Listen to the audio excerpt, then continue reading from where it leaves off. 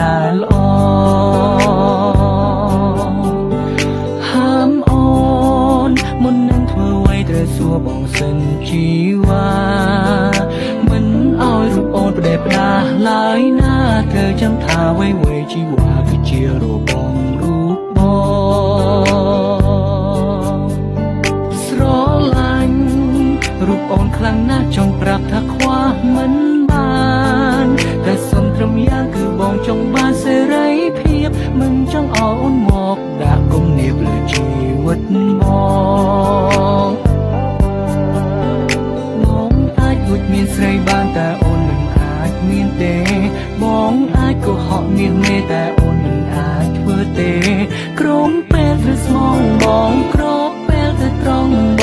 ងធ្វើឲ្យបានល្អជីវ៉ាស្រឡាញ់រូបអូនប៉ុណ្ណាក៏បងនៅតែមានស្រីតែពាក្យមួយនេះមិនមែនមានន័យថាបងក្បត់ទេ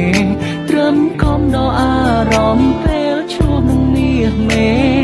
កុំប្រកាន់នឹងរូបបងបានទេ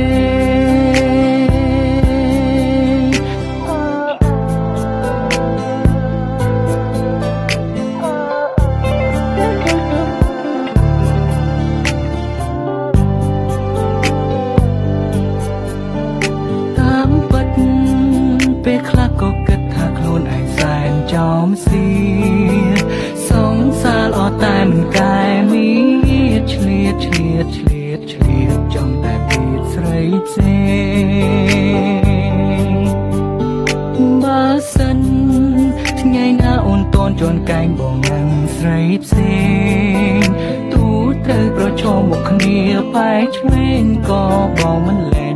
ដៃអូនឡើយជីវ៉ាស្រឡាញ់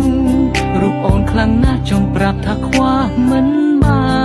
នតែសុំត្រឹមយ៉ាងគឺបងចង់បានសេរីភាពមិនចង់ឲ្យអូនមកដាក់គំនាបលើជីវិតបងទោះបងជាប្រុសមិនល្អក៏មិនឲ្យអូនឈឺចាប់ទោះបងជាប្រុសណែយ៉ាប់តែនិយាយស្ដាប់គ្នាបានតែអូនខុសពីបងអូនត្រូវតែស្មោះត្រង់ព្រោះខ្លួនអូនជាមនុស្សស្រី